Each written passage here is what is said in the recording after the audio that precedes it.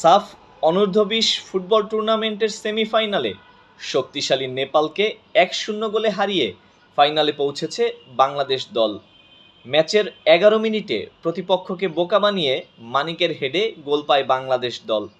টানা ৩ বার সাফ অনূর্ধ্ব-20-এর ফাইনালে পৌঁছালো লাল সবুজের প্রতিনিধিরা।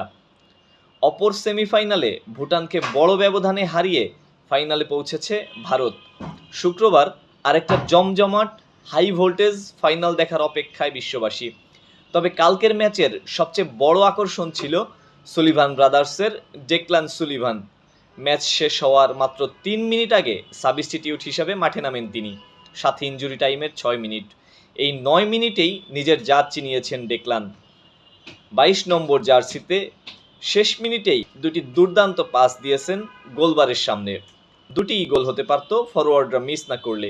আশা করি ফাইনালে দুই ভাই প্রথম একাদশে থাকবেন। সাফের এবারের শিরোপাটাও ছুঁয়ে দেখাও খুবই সম্ভব।